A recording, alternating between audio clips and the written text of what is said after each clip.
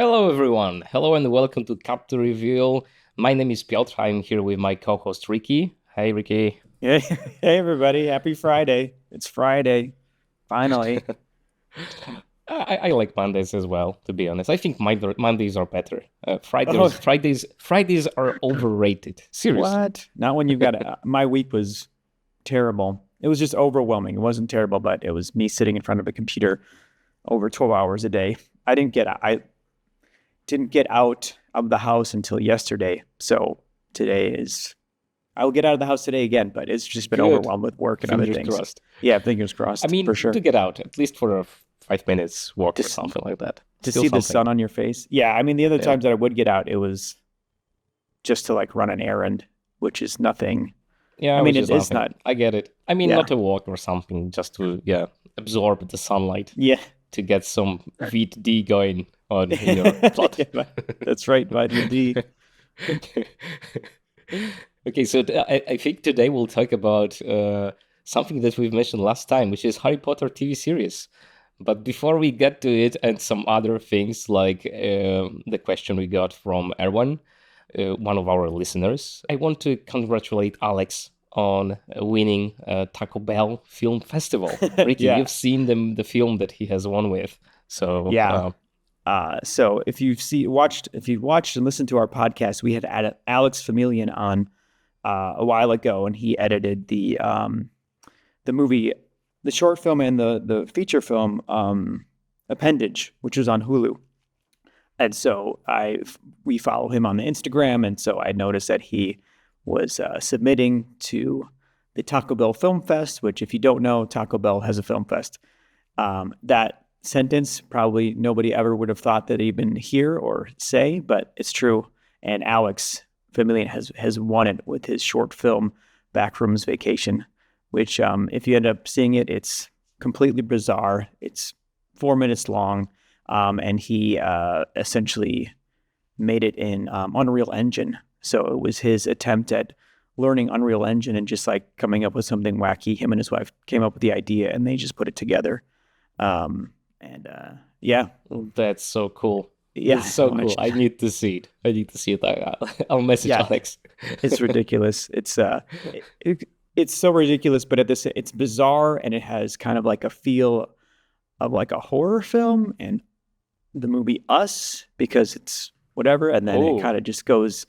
Yeah, Nice. I mean, just like the setting of it, the back room setting of it makes it get that feeling. But it's yeah, you'll see it and you'll be like, what the fuck? And then he won, and I was like, I was like, what did you win? Taco Bell for life? And he's like, I got a bunch of gift cards and a bunch of Taco Bell swag. And I was like, oh my God, did you get sunglasses? Like Taco Bell sunglasses? He was like, I wish. I was like, oh, if I had Taco Bell sunglasses, I'd be wearing them on the red carpet every time. And he was like, I'm going to eat Taco Bell on the red carpet. That's going to be my thing now. So it was funny. It's awesome. So, By the way, yeah. if you want to listen to the episode with Alex, it's episode 12 from the first season. So you can check this out. Alex was actually very helpful when I reached out to him before directing Yellow Ticket. Yeah, just wanted to get some tips, I guess, on directing on set and how to prepare, what to, set my mind to. And he was very helpful, very grateful to Alex for that. Anyway, regarding festivals, I just wanted to say that I didn't get into Cannes, which is something I knew I wouldn't, but still, just wanted to confirm this time, because I mentioned this last week that I probably didn't get there. I mean, I'm pretty sure I didn't. But the reason I want to talk about this is, first of all, to share my failure, because it's cool just to talk about success stuff, right, when it happens, but like we get rejected all the time, so why not talk about this, first of all? But secondly, I want to talk about how many films were selected versus how many short films were submitted, because that number for Cannes is just out of this earth. Seriously, like the chances of being selected are so freaking low. So guess how many films have been selected? Short films competition. I mean, I'm looking at the numbers right now. So you Okay, so I forgot that you can see the numbers. Yeah. Good. So 11 films were selected. out of 4,420 submitted. That's insane. Insane. To get into Cannes is like... That's a big deal. I don't... I mean, because whenever, I don't know, from where I'm sitting when it comes to Cannes, it seems like there's a bunch of films popping off there, more than 11, just with all the fanfare and things getting, because it is a festival, so that they only pick 11, which are those 11, and which are those are in like the official film festival, and then what are the other ones that are just kind of like on the outliers? I mean, just the short films, right? Yeah. Those are the numbers just for the short films. Oh, okay. Well, there you go. So when it comes to features, I think they select like 56 features altogether. I think something like that. That makes more sense. Yeah, something like that. And they also have they have like few selections. So there's like the main competition. There is just like special screenings that are out of competition, but are still about like new features being released and stuff like that. So there are a bunch of things, but when it comes to short films, 11 out of 4,420. That's yeah. That's still quite a number. Okay, Ricky. So Harry Potter TV series coming from Maximilian. Yeah. They've changed the name. I don't know. If they wanted the name of a human, why not pick a John or something like that? I don't know. John or Jack. What? Max. I mean, sorry, I'm just like wondering, like, what's wrong with HBO? I'm not sure. Oh, it's because it's two companies combined. And the other one was called like HBO is Cinemax. A good brand. Well, yeah, I don't know. They combined with Cinemax, and so then they just called it Max. Who knows why people do these things? I would call it John. When we start our own streaming service, we'll call it John. Exactly. That's a promise. You heard it here, everybody. Write this down, listeners. Okay, so what do you think about this? Like, I've heard like mixed opinions about what to expect from such a series, and I am very optimistic about what it's gonna be. Yeah. So because my wife and I are big Harry Potter fans. My wife has a Harry Potter tattoo. I am and regularly reread the books almost every year. And we watch the movies. That's like comfort food for us. So we heard about it, and it's kind of like you want to turn up your head at it, like turn up your nose at it, because it's like a money grab. Usually remakes and stuff, they already have their own. They have a built-in audience that are just going to throw money at it, regardless of how good or bad the film, series, franchise, or whatever. So thinking of it from that sense, it's kind of annoying. That being said, creating Harry Potter the series, as it's they're trying to make it more true to the books, and with the series you can make things live longer and really flesh out the details compared to the movies. But there's the article that you had sent me that we're talking about is like remaking it, even though they'll probably get it closer to the books. It'll still be kind of an uphill battle, because if you're going to essentially create a career for these actors, like they're starting out young and we're watching them grow up before our eyes, in the same way that the movies did, in the same way that the books, we're following Harry and his friends through life. And it's just hard when you've got young kids and you're expecting them to be a specific or a certain level of acting.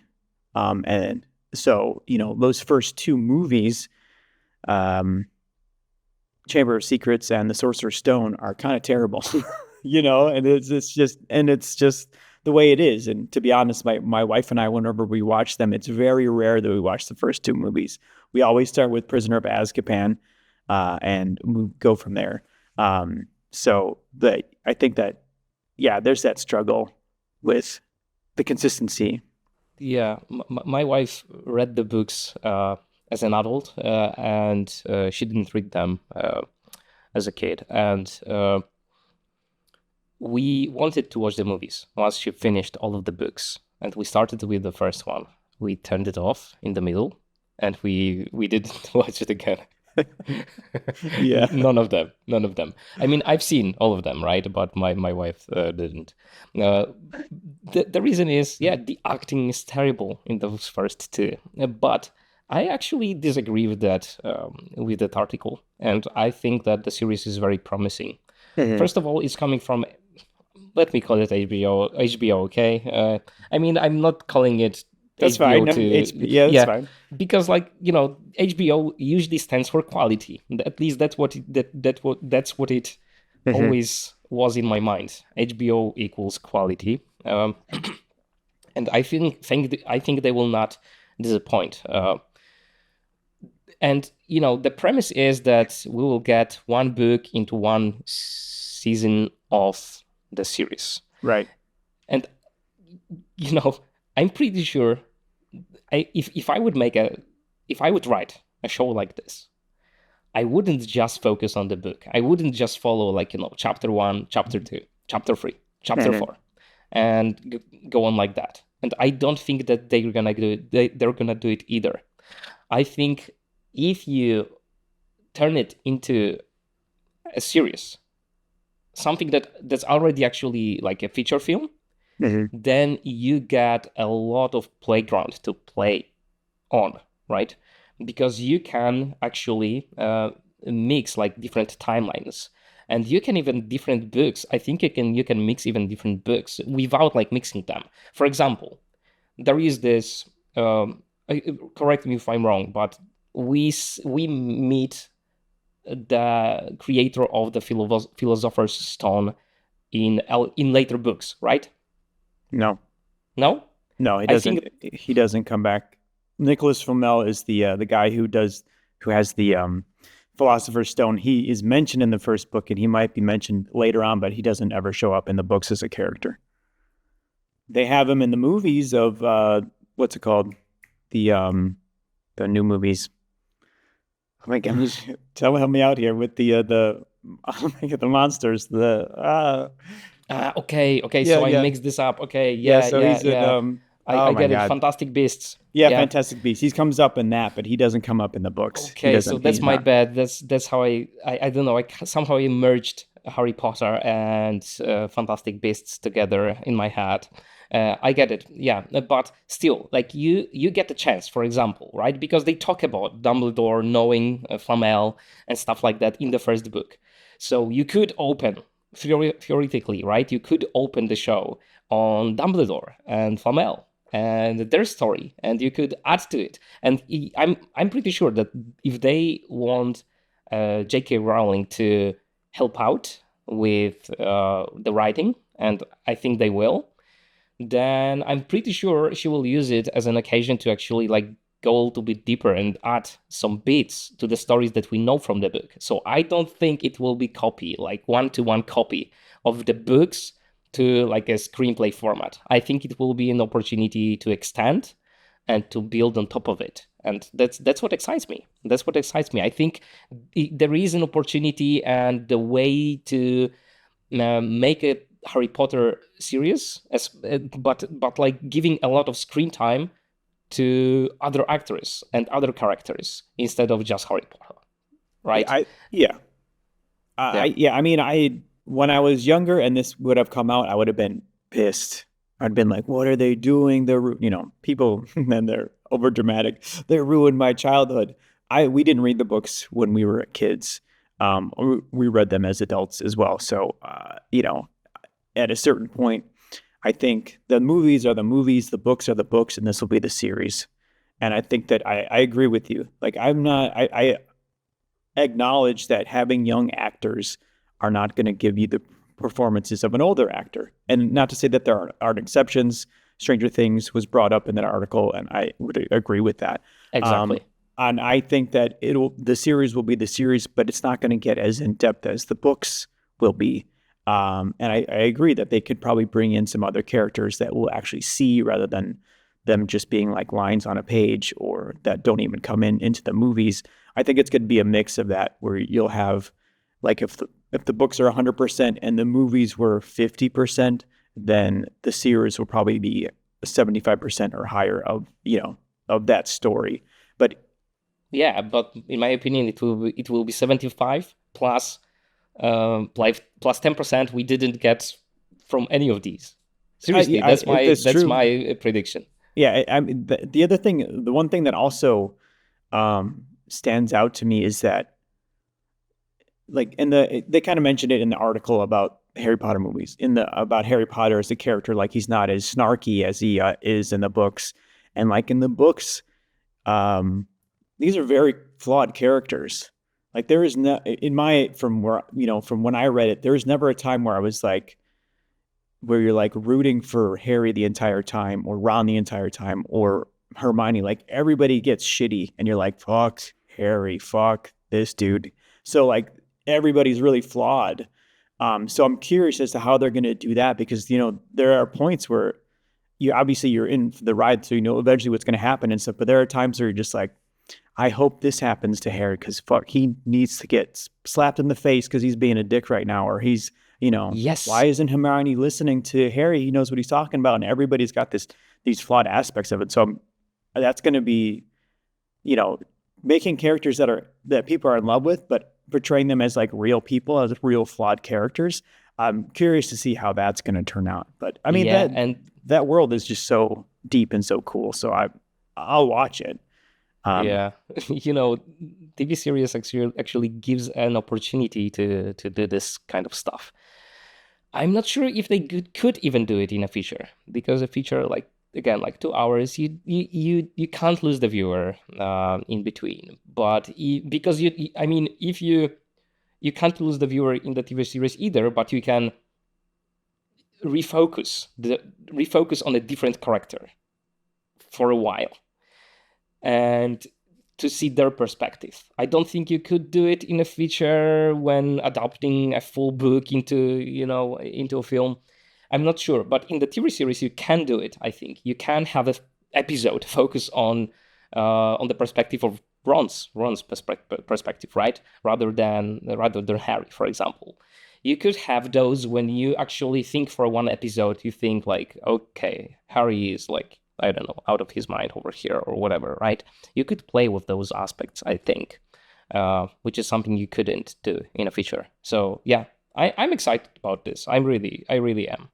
Yeah, like I said, I'll watch it. To that point, even in the books, there are only a few times where they really stray away from Harry and his story, and most of them are flashbacks or like in the very first book. That whole opening chapter isn't even about Harry. It's about the Dursleys and setting up like these are the shitty people that are normable, and we're getting in. And then even like when Snape and Malfoy's mother make the unbreakable curse or unbreakable vow, do we see something that isn't with Harry in it and whatever? So yeah, I agree. It'll be interesting to see how they do that and how that happens and where they get off the track. And, I know that people are going to be losing their minds because I think a lot of people are like, this is trying to replace the Harry Potter movies.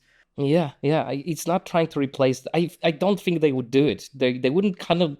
It's their content, by the way, I think, right? It's a Max, right? So they wouldn't what's the word? Cannibalize it? Yeah, exactly. Thank you. I think it will be just another way to experience the story, and I think it will be deeper. I think it will be made for. Okay, maybe I'm very wrong here because I thought that maybe it will be tailored to a little bit older audience than the movies. But I think that's gonna be the case. Even with Stranger Things, right? Stranger Things, like some kids watch them. I would never let my kids watch them. But I mean, my kids are young, right? But I've heard about parents who let their young children, like mine, watch TV series, watch Stranger Things, and kids. I don't know. They seem to be fine with this kind of content as well. So my kids, I guess, are very fragile. It's good. I want to keep them this way for a while. Yeah, that's another thing is like even with the movies and with the books, the way that they're written is that it's like a progression of they become more mature. Like even the writing, like the very first book is for kids, and the very last book Exactly. is Yeah. for anything. I mean, it might be YA, but it's bordering on, I don't know, adult, but not really adult. And it's the same with the movies, because the first two movies are like these little kids, and it doesn't get. I mean, with the exception of kind of really thinking about it, where okay, at the end, at the end of the first movie, Harry Potter kills a man. Like I don't know if anybody realized that. Like, okay, this 11-year-old boy essentially kills somebody. But beyond that, once it starts getting darker, and the whole motif, and the color correction, at the very least, you can tell that it's just getting darker and darker. And at the very end, it's more towards like adults, we'll say. But yeah, I assume that I can only guess that that's what the Harry Potter series is going to be like. But because it's on HBO, it's going to be a little bit harder, so it's not going to be necessarily like kid friendly. Exactly. Yeah, because it's not. I don't know. I don't know that Harry Potter is leaps and bounds beyond a single demographic anymore. Like maybe in the very beginning when the books first came out, but there's too many people that grew up with that are adults now, and people that are adults that are reading it, like us. Okay, good. I think we'll get back to Harry Potter in the future episodes. Because it's interesting to see how it develops. By the way, I've seen that it hasn't been confirmed yet, but I think the showrunner is gonna be what's her name, Francesca Gardner, I think, who was the showrunner for Succession. Oh, okay. Wow. So you have quite a name over there, and I think the name alone gives a premise of something big. Yeah, for sure. The HBO isn't going to half-ass it, but we'll see what happens with the last season because they seem to drop the ball, or everybody gets super upset at last season's for a few shows at the HBO or Max or whatever you want. The John streaming series platform. Anyway, moving on. What shall we talk about? About Erwann's question? We can, or if you want to just do a brief recap of last weekend, like your Premiere Pro workshop, if you want to talk about that, or later. Yeah, why not? So I ran the workshop. It was fine. It was 3 hours long, pretty much. Most of the people just went out for the replay. So I had really that there was just one person watching live. Okay. So this was a little bit weird for me because I expected everyone to watch it live as I go. But the replay is what the people actually wanted. So I got a few emails after the workshop from the other people that bought it, asking when the replay will be on. So yeah, it's available right now. By the way, if one of you is listening, it's available right now. So I just trimmed this down a little bit because we had the break in between. So it's 2 hours and 40 minutes of me talking about Premiere stuff. And I think it's good. I think it again, I didn't go into too much of basics over there. It's more about how do you use features that are available to your advantage, I guess. So it's tailored to editors who know Premiere pretty well, but at the same time aren't up to date with all of the features and what's new, what's been introduced in the past 2 years, let's say. And they haven't really used the text-based editing feature that much yet, stuff like that, right? Yeah. So it was fun. I think I'm gonna do it in the future again, but probably on a different topic. We've got this one ready. So if I get some interesting questions about Premiere, or maybe we'll do another one day, not about Premiere, but about more a storytelling aspect of editing. Maybe we'll see. All right. So yeah, I played that disc golf tournament over the weekend. It was really fun. The weather was really shitty. We're trying to throw like a 170-gram piece of plastic in 20-mile-an-hour winds was challenging, but the weekend was fun. It got the weather progressed through the weekend, so it was fine, and I was with some good friends, and it was nice to be out and about and throwing discs. So it was good. I And didn't get me win. frustrated with the It wind. sometimes you could be, yeah, and then just like if there's trees and you're throwing, and then the trees are a magnet for discs, and you're just hitting every tree in the forest, and you're like, that's frustrating. Uh, but yeah, I didn't get last, so that was awesome. Out of my category, there were 24 people, and I was in the middle of the pack, so I got 13th out of 24. So Good. That's I am good, man. not, yeah. So Congrats. I'm not mad. So, and then I mean, it's a whole experience. It's not just how well you play. I mean, it is how well you play, but then everybody that's with you, it's fun, and whatever happens at the tournament. But anyway, I'm playing another tournament tomorrow. So Oh, seriously? yeah, Wow. there's a local tournament that I'm playing that the club that I'm a part of is putting on. So I gotta after we recut this. After we record, I got to go over there and help them with setting stuff up for a little bit before I come back and sit down and work some Okay, more. so it's nearby. You don't have to leave No, it's Germany like for this no, one. no, no. This is in Germany. So I was in Belgium last weekend. But anyway, I'm looking forward to that. But anyway, so Erwann's question. Do you want to just read it, or do you want to just? Go ahead. You'll do it better. Okay, so Erwan's question was, he said, I'd be interested in hearing your take on editors working for influencers, YouTube, Instagram, TikTok, the style of editing that they use. Mr. Beast's retention editing that got copied so much, which he just said he wished YouTubers would drop a bit. The YouTube algorithm dictating what is a good video, the good and the bad, etc. So yeah, so there was an article. Wasn't there an article? He sent me an article that basically talks about that, and it's an interesting thing, or an interesting topic to say the least, because of how much Instagram and social media and the way that people edit and ingest media on those platforms. This is something that I hadn't even thought about before, because full disclosure, don't really watch a lot of Instagram. Well, not Instagram, YouTube. but like YouTube stuff. But I mean, not to say that I didn't know that there was a specific style that people are trying to adhere to. But it was, this is something that I hadn't really thought about until Erwann brought it up. Yeah. The thing is, I understand everyone's question quite well.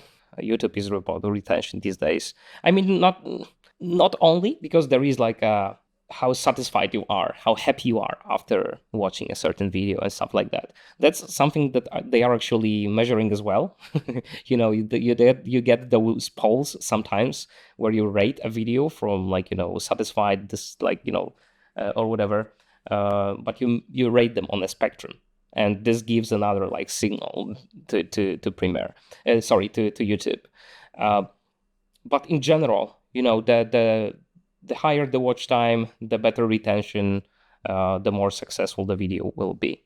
And the algorithm is, it's what the people react to. So to me, the most funny thing is that Mr. Beast says that he would wish that YouTubers would drop it a bit. It doesn't work that way. I mean, the people are attracted to something that has a proven record of success, and that's something that always worked. But that's not the future as well. I think the future belongs to people that are actually doing things differently, but it doesn't mean they're gonna be successful right now. And that's the thing. Like I've listened to the conversation of Casey Neistat that Casey Neistat had with Paul Logan and his brother, and he said the same thing. Like, stop trying to imitate Mr. Beast. That's his advice that's his advice for any YouTuber, right? Stop trying to imitate him, because the truth is that like the Jimmy Donaldson, he's the most influential YouTuber on the planet. That's for sure.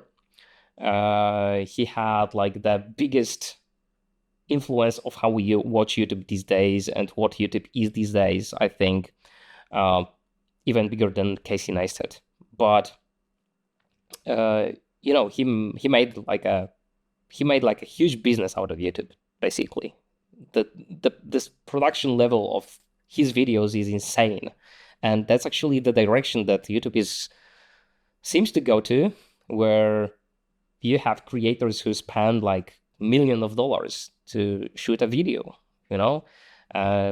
which is crazy on one hand, but at the same time, again, it's what people are watching, and it's self-fulfilling prophecy in a way. So I don't think you can close that Pandora box again. But the question, I guess, that everyone is trying to asking here is, should we go that route? Should we try to imitate, right? That Mr. Beast style? I mean, an influencer is just a client, and they're gonna kind of dictate the style, and the editor is definitely going to make their suggestions of like what you want to do. Mr. Beast has essentially created this retention editing, and it's been a style that has been kind of beaten into the ground, and only because it's been very, very successful for him and a lot of other people, that when people think of influencers on YouTube and whatever, this is the style that they think of. And now it's gotten to a point where it's been so overdone that even Mr. Beast is like, I'm tired of doing the same video over and over again, regardless of what the theme. If the theme is different, this editing style is just too much.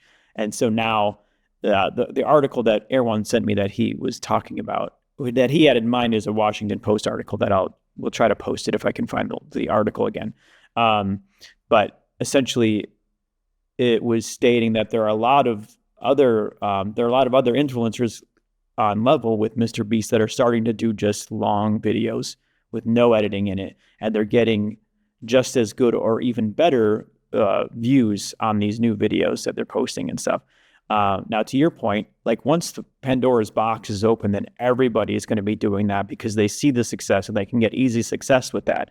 But when you've got something like Mr. Beast and other influencers that have been doing this for many, many years, and they're getting tired of that, creating content like that, their viewers will also start getting tired of watching that content. And so when you start slowing things down, not making everything so flashy like a video game, then those you're going to have more of a retention, especially with your original audience. That's true. Although like the thing is that it's not, you said like easy success, right? It's like it's proven track record. That's what I would call it. Not necessarily easy success because none of it is easy, right? And on YouTube, the thing is like that the connection matters. Like, if you're able to create connection with the audience, some kind of relationship, then you're good to go, right? But creating that relationship is very difficult. It's not easy at all. And people will get tired of that formula, and there will be another formula that will replace it. There are multiple formulas, right? But I guess you've mentioned like, not really edited, long-winded videos that get traction as well. Do they get traction on small channels? I don't think so. Yeah, that's the thing. They get traction if it's like a Casey Neistat video. If it's a PewDiePie video, then they get traction and they get viewership because because they come from people that kind of like proven themselves already and are interesting to people already, right? I've heard someone giving this advice that you should try to be vulnerable online, and that's what like people respond to. You should try to be vulnerable, try to talk about like, your failures, stuff like that. And the thing is, it works, but it works for people who have been successful already. If there is a person that is successful and then they're vulnerable about how difficult it's been and the struggle that they have been through, drugs, alcohol, whatever, right? Then we root for them. But if it would be just like, just a guy from the street having like 50 videos with like 100 views on YouTube, and he would open up about his struggles with his addictions and whatever, people would hate it. So I think the That's what same. we think that we never. But that's the other thing is that there's that wild card of like you never know what people are gonna get to, and if there's somebody who was just talking about how much they've been shit on all their life, and they're still being shit on. There is going to be an audience for that, and they're gonna now how big that audience is, who knows? But yeah, to your point, like if it was Mr. Beast slowing everything down, then he already has the built-in audience that's going to be like, oh, this is different. I'm going to watch it now compared to like if I posted something on my YouTube channel, which has got nothing on it, no one's going to care because they're like, no, but the algorithm is not good for me. Nobody cares. Nobody knows. I'm at the bottom of the list. Again, the algorithm is what people react to. But people react to if it's a long-winded video, a long one, where you talk about in details about something without snapping editing, or a very like grabbing story, a very terrifying or whatever story, right? Then it's just difficult to get people's attention, and you will not get that initial boost from YouTube because people are not really like interacting with the content the way that YouTube wants people to interact. But yeah, it still needs to be compelling. The whatever the content is, regardless of, well, like I said, there's so many factors as you can attest to what makes a successful YouTube video. But it has to be compelling, and there has to be an audience for it. I'm not sure if that we answered Erwann's question. But yeah, I don't know. I know that Erwann, he edits for a YouTuber, and obviously I've edited for you, and you are a YouTuber. But beyond that, like, yeah, I don't know what more we can say about it. Here I am failing. You're hearing me fail, guys. I don't know what more to say about this, but it's an interesting thing. Like nothing is ever. There's so much. I think that like Erwann mostly questions whether he should try to imitate I don't know that snappy editing or not. And I think for most creators, yeah, you should try to imitate it to some extent, probably. But the I mean, seriously, I think so, because like, although like maybe I'm very wrong here, because like the thing is like follow the data, what the data says, right? So for every creator it's probably a little bit different. For most creators, the snappy editing is what will work better. That's for sure. Like not for sure, but that's probably what the data is gonna show. But if you're working for the creator, I think it's important to actually ask them for retention graphs to see how, and or maybe even have access to YouTube Studio for the analytics, right? There are some like restrictions that the YouTuber can post on a given person to access their YouTube Studio. And one of those, I think, is just being able to watch the data, watch the analytics of the videos. And I think it's good to have access to something like that. For example, I'll give you an example. I'll brag maybe a little bit, but I mean, I also will fail. So both. I don't have very good retention on most of my YouTube videos on Cut to the Point. Most of them have like 35% retention, which is not good. Like YouTube, I think you need to have 50 above. That's a good retention rate. But I checked some time ago. I checked the retentions on the videos that I have edited for Maps Pathway, my previous client, and most of them were 65% retention rate, which is very good. I've spent time to make sure that the story is coherent and that it flows, and it shows up in the retention. Somehow I can't do it on my own channel when I'm writing the content, I guess. But it's good to see that, right? And I think that, yeah, like, judge the data.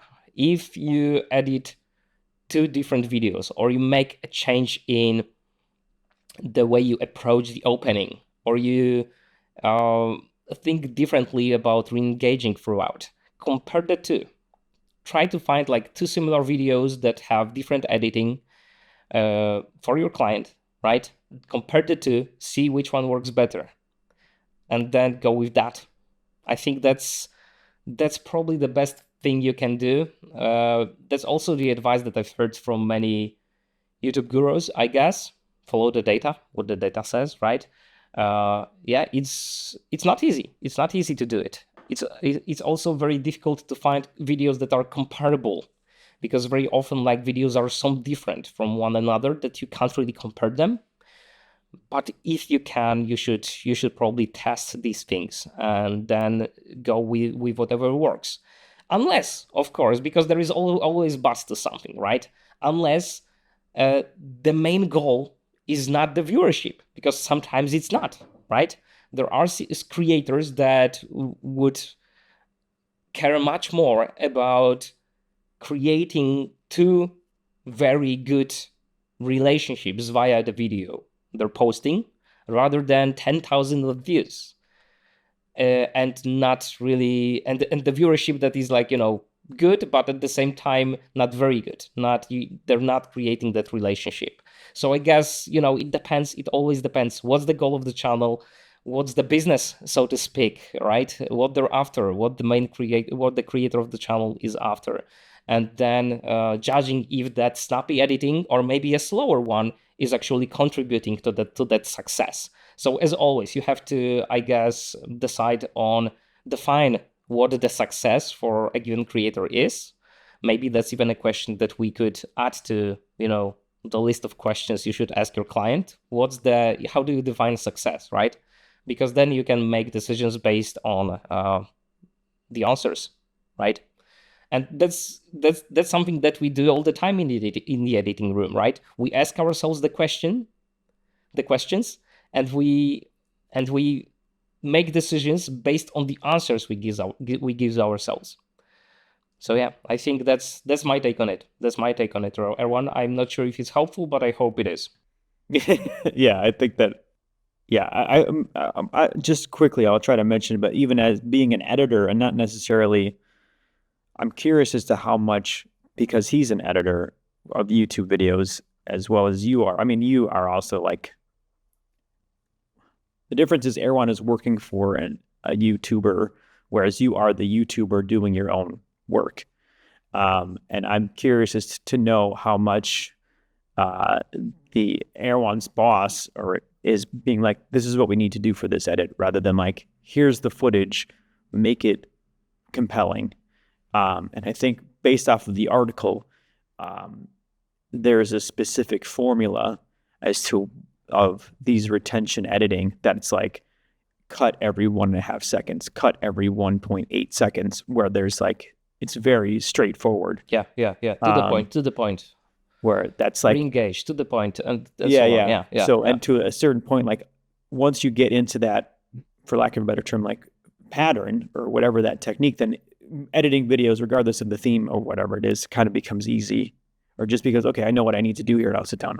I mean, for my own work, even though it wasn't an influencer, I worked back in the day on court videos, day in the life videos, basically just showing somebody who got hurt in an accident really badly. Their quality of life was terrible, and so they needed care all the time. And so these videos were basically just so to get them more money so that they could live longer and have nurses and whatever, doctors. But it was very specific. Like, this is a day in the life video. It's got to be this long. We need to show these things. We don't need to be long-winded. And it doesn't necessarily wasn't about like, okay, we need 1.5 seconds of this. We need 2 seconds of this. But it was very specific. Like, these are the hot things that we need to hit. And after a while, I could cut, if there was like 2 hours of footage, I could cut that in 2 hours because I knew it was going, because I didn't need to listen or watch the content. I could just fast forward it, find the thing I needed, cut it, and then move on to the next thing. And I don't know if it's the same with editors for influencers being in that kind of factory editing mode, but you're basically taking out all the creativity of something. And then it just becomes a chore, and you're just like, okay. I'm not sure if I agree with that, to be honest. I'm just saying I would know, or we would know. I mean, I will give you another example. Reality TV, very formulaic, very formulaic. But I don't think you could say that there is no creativity in it. First of But it's all, like, not second so of that it's all, I creative, think but it's also very actually similar to retention editing. right. But if you're doing the same thing over and over again, it's just habit. And there's not, like, if it's just the same thing, becomes monotonous. I'm not saying that the end endeavor can't be creative.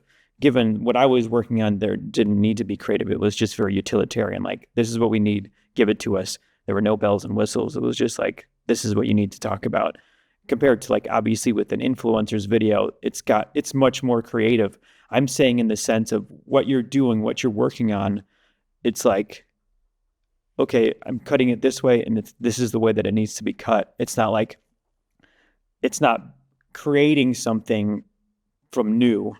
It's just like, okay, we're doing this video on cars, but I'm cutting it this way. I'm doing this video on flowers. I'm cutting it the exact same way, even though it's a different theme. And that, I think, I mean, you becomes still creatively make stagnant. adjustments. You still make adjustments. I don't think you can, like, you still make adjustments. That's for sure. Even, like, Mr. Beast's videos are different as well. Like, the details are different. Not just the editing is not exactly the same. They still make adjustments. It uses the same formula in a way, but the details of how you solve it are different. And they depend on the theme, on the topic, on the content, and so on. So yeah, but I think also, like, when you think about this, about like cutting, half a second there, half a second there, and stuff like that. Again, reality TV, it's very much about that. Very much about, like, just showing the interesting bits and changing the camera angles very often and stuff like that. I don't know, like, the story repeats itself. I'm not saying that people wouldn't like that and there wouldn't be value to it.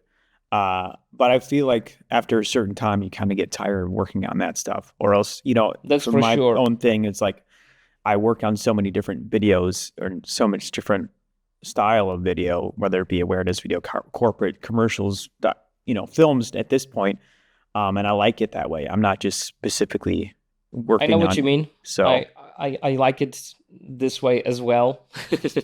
But reality is that a lot of people have this kind of repetition in their line of work, and that's fine as well, I guess. You have to learn how to spice it up sometimes, and trying to diversify is a good way, as always. yeah, and there's some people that don't want to diversify. I mean, I know I know reality TV editors. I don't mean just like diversifying income. No. I'm talking about the content that you're editing and whatever. Anyway, Maybe. Although, yeah, I agree. Like, people get, like, burnt out if they just do the same thing over and over again. So I think it's important to actually think about how you break the pattern. It could be something else. It doesn't have to be like editing a different project. Maybe breaking the pattern for you is just having like some kind of different hobby that also takes a lot of time in your life. Whatever, right? But yeah. Trying to balance the thing with, yeah. Anyway, we're off the tangent here. again, well, I'm kind of related, unrelated. Anyway, hopefully that. Well, I guess Erwann will tell us if we answer this question or not. But if anybody has any other questions or things they want to tell us, we have an Instagram, and then also there's information in the description of this episode, so you can reach out to us. So we're always curious to know what you guys think. So Always. let us know. That's true. Always. All right. What's next? Tell me about video AI, because you've posted an article over here. I just skimmed through it. I haven't read like word for word, but you've mentioned here that Vimeo, Frame, and other platforms are using content to train AI, right? So talk about this a little bit more. Right. So the company that I'm working with right now, somebody had posted on Slack, not a sponsor, that somebody had posted something about this, and it's kind of an interesting thing to talk about, or even realize, is that Vimeo, even though they aren't starting it, but they're creating surveys where they're essentially talking with their users about using Vimeo to train their AI. And by using Vimeo, I mean like all the content that's on AI. It hasn't been implemented yet, but it's probably going to someday happen. I think that Vimeo is pretty conscious about keeping their users happy. So it seems like they're being very transparent about it, where people will be able to opt out if they don't want to do it. But Vimeo probably may be the exception, because maybe like other platforms similar to Vimeo may not be doing that, and they're creating AI tools that are just using everything within their library or what's on their platform to train AI. And so it becomes kind of like very shady. Yeah, but on the other hand, like ChatGPT, right? It was trained on the things accessible on the World Wide Web, and no one ever asked.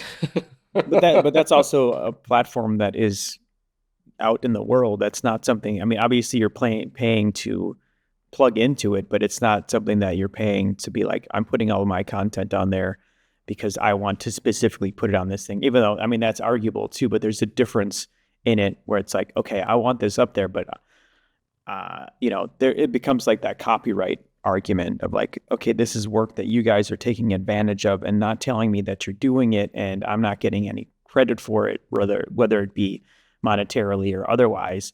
And so it becomes the gray they're asking, area. right? They're asking. With Vimeo definitely is.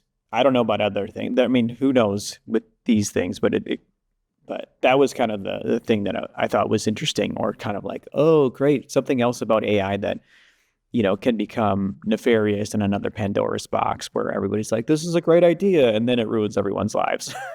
I mean, if you post something online, if something is public, then it's out of your hands already. People can do stuff with it, and you have to accept it in a way. Right. Yeah, it's good if company asks if they have intentions of using it.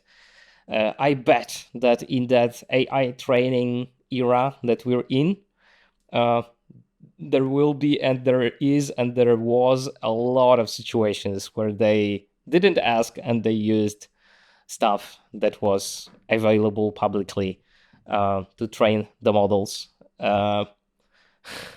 Yeah. And to be honest, like, as frustrating as it is, I don't think there is anything you can do about it. Yeah, and hopefully that they'll give you some insight into it and be like, this is what we're doing, FYI, read the fine print. Because if you're going to be upset, and I think, I know that I remember Instagram saying stuff like, if you post a video on Instagram, we're going to use it for something else and you can't complain. So if you want to keep using Instagram, then you have to agree to this. Yes, so, exactly. And it's kind of like how what's the word? Nothing is free. Instagram is not free. No. Like, that's it, right? That's the product. The product is our data. Yeah. Our data and our content in a way as well, right? That's the product. That's nothing else.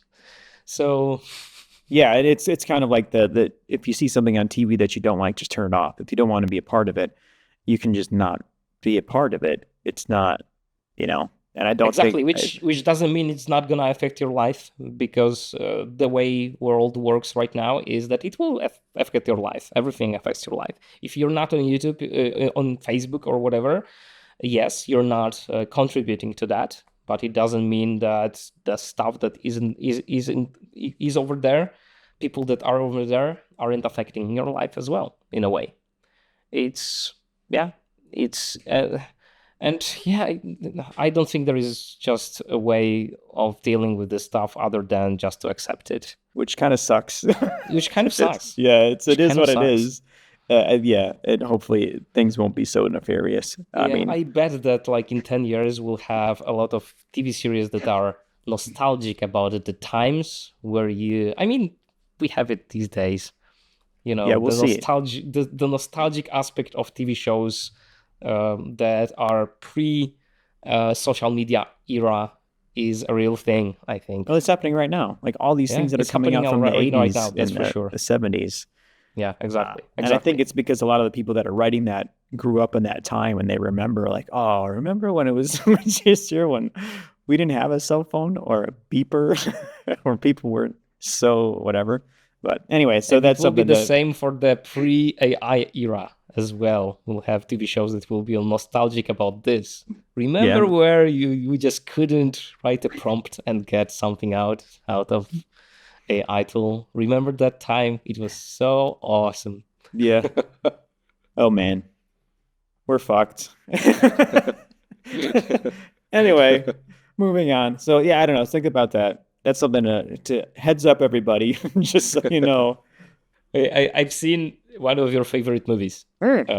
Maybe even the favorite one. I think you've mentioned that it's your favorite. Yeah, I saw it on the list. Do you really have like one favorite? I mean, I have like a top 5, but that's what when I think of a movie that's my favorite movie, it's the Royal Tenenbaums. Wow. Because that, to me, that movie's perfect. I mean, I think that's out of Wes Anderson's catalog, that's the movie, that's like the best movie that every time I watch, I'm like, this is so fucking good. But yeah.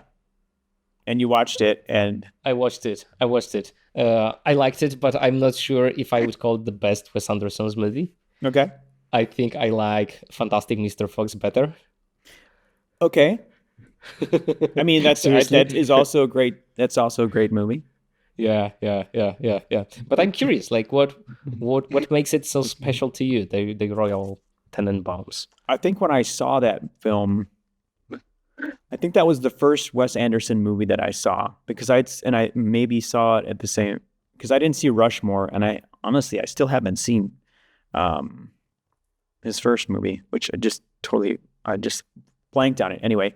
But seeing it was very different at the time, but also like being so invested in those characters and the whole kind of like leading up to the movie, like that opening kind of that monologue isn't right, but getting the backstory of the Tenenbaums and like all the kids and setting that all up, and understanding like once you got to them in adult, or at present when we're in the movie, like it just looks so good. And then all of those, it's very complicated, all those characters, and all of them are very flawed, and I don't know, there's just something about it. And then Wes Anderson's composition, everything that he composites is so beautiful.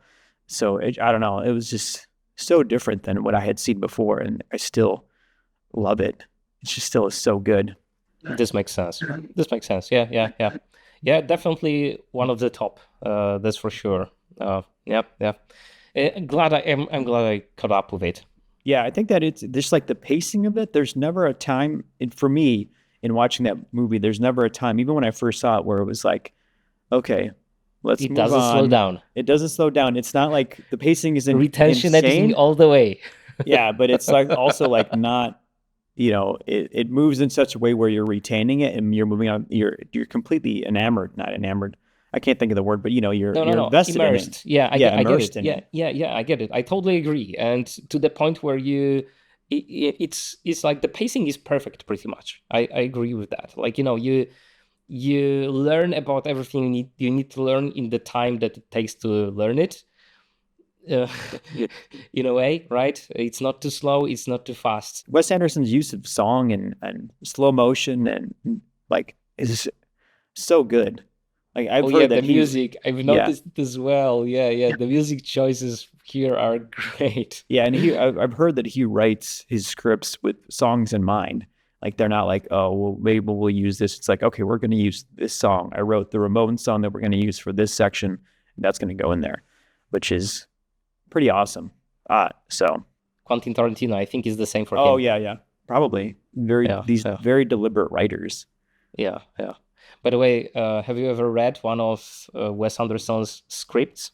I haven't. I've seen. I think I saw the hardcover of Grand Budapest Hotel, or maybe yes. There's another one. Yes, I think there they is did like it for a script book for the Grand Budapest Hotel. Yeah, which I like. writes. I like the film. I haven't read the script, but I like the film a lot as well. Yeah, I've heard that he's very, for lack of a better term, long-winded. Like he's writing a book. It's not just like script that's just lines and like then they Man, fought or I've read the script for the French Dispatch, French Dispatch, without that, I think, uh, and it's for me it's almost unreadable, seriously, because like he's so specific, in his writing that it paralyzes me, seriously, especially since he uses a lot of words that for me, not being a native, aren't those like easy to read words through.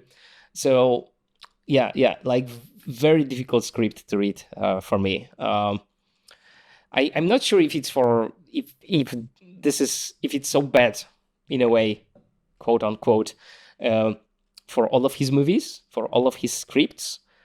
I think that French Dispatch might be on a on the top of the scale here, but yeah, it's very difficult to read.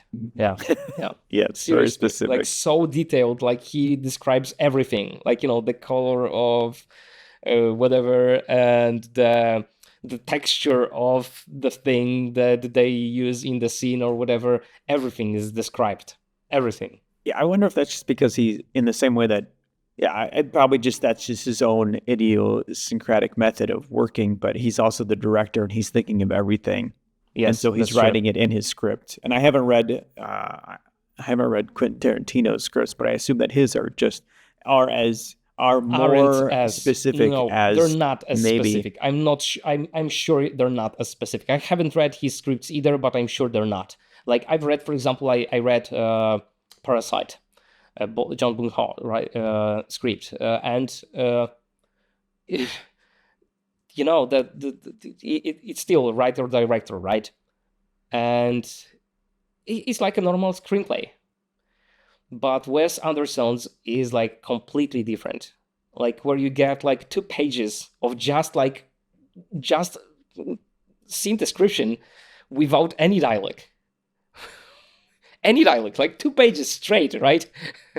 So it's crazy. I have never seen scripts like this. Yeah.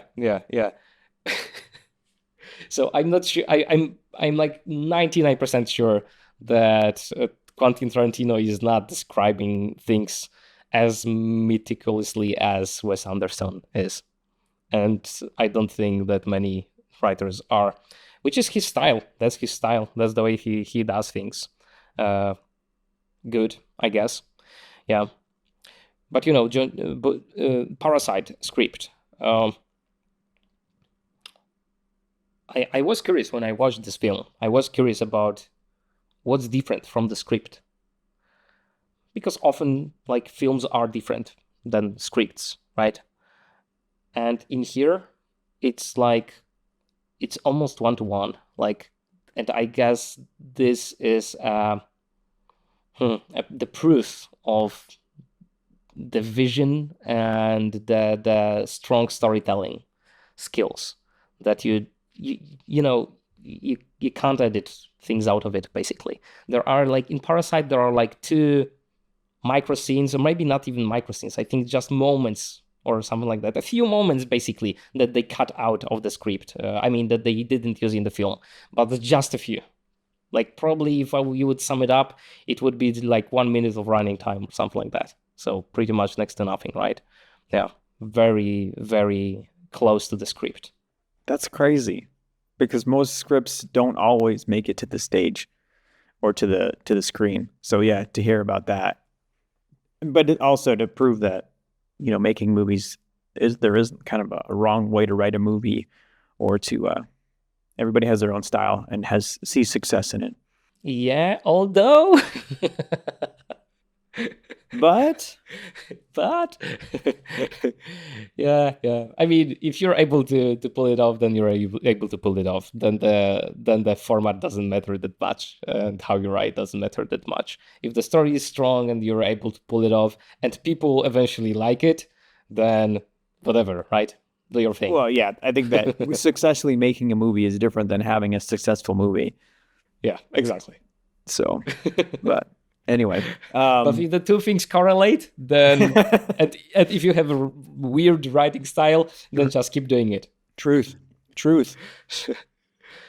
I've seen the Shogun finale, Okay.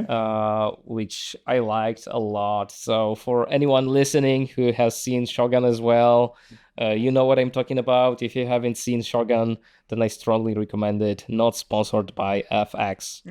Which, by the way, last time I said Disney because I watched it on Disney, but yeah, the series belongs to FX, not Disney.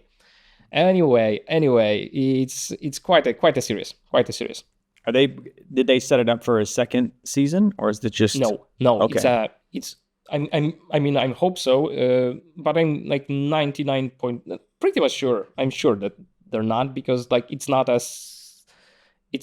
ongoing thing. It's basically a finished story, and it's based on the book and stuff like that. So I haven't read the book, so I don't know. Maybe there is more to it, but I don't think so, because basically they, what's gonna happen next. That's the thing. That's and also very interesting aspect to me about this thing is that I was wondering, like, will there be a final battle in the final season, in the final episode? Sorry, and there kind of isn't, but what's the outcome of the battle based on how they did it.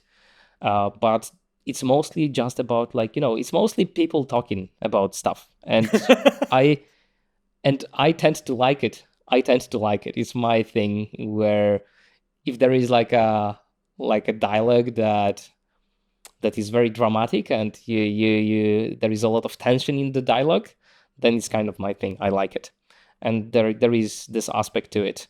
But the overall, when you hear Shogun, you think about many battles and stuff like that.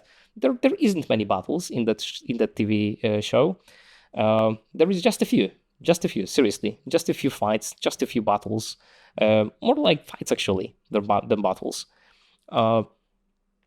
But each one of those is powerful. That's the thing.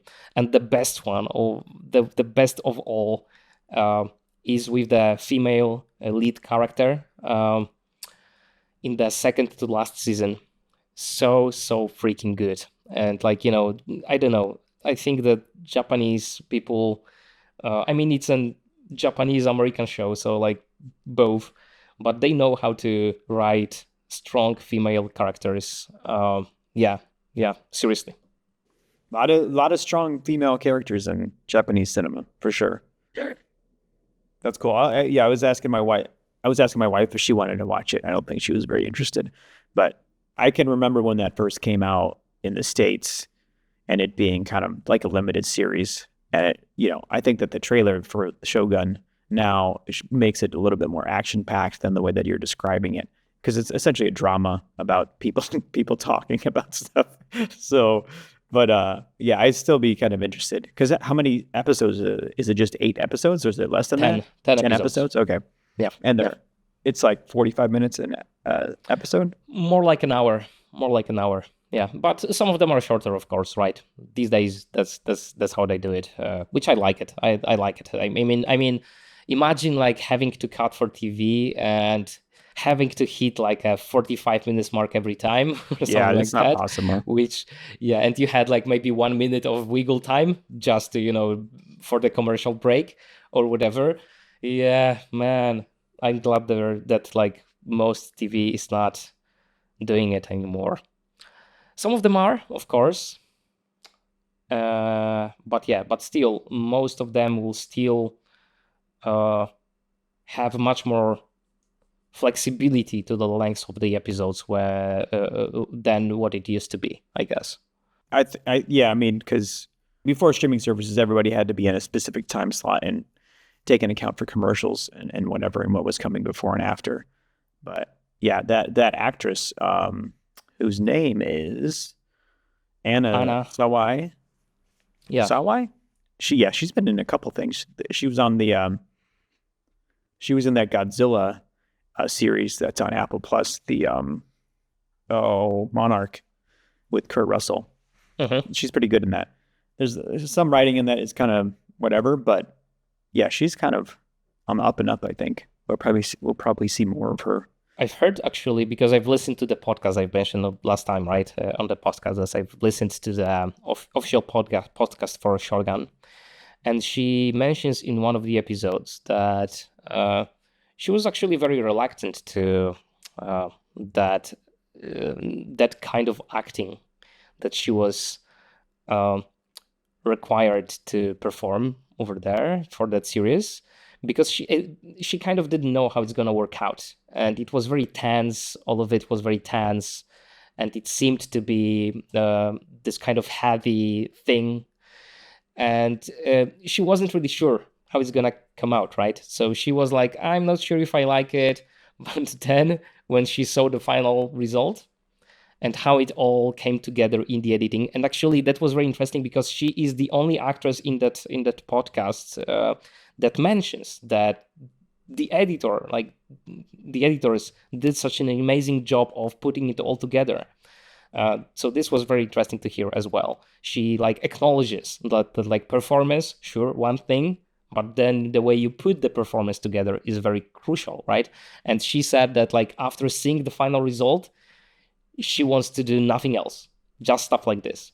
Right? Oh, wow. I mean, that level of intensity and stuff like that is because it's so rewarding, and her character is a very powerful character in that series, and also she's a strong wind. She changes things.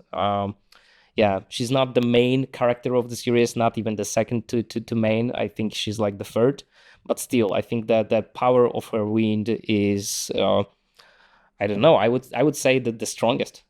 Seriously.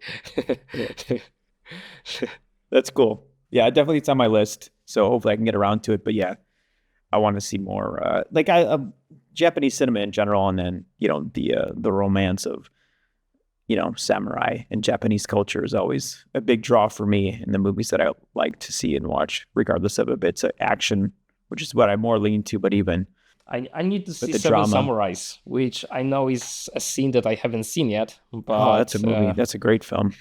Yeah, I actually have it on DVD over here. Oh, wow. Yeah. And I've had this DVD for a while, but I haven't seen it yet. Have you watched The Magnificent Seven? No, but I know what you're talking about. Yeah. Yeah, that's what Magnificent Seven is based off of. It's good. It's probably one of my favorite of his movies. But yeah, we'll talk about it when you watch it. And exactly, I might rewatch exactly. it also, because it's good. It's really good. All right. Thank you guys for tuning in for today. Again, we'd love to hear from you. Yeah, find all the description in the description is where you can contact us and whatever. Don't forget we have an Instagram, and it's Friday, so I hope you guys all have a great weekend. Until next time, have fun. Bye.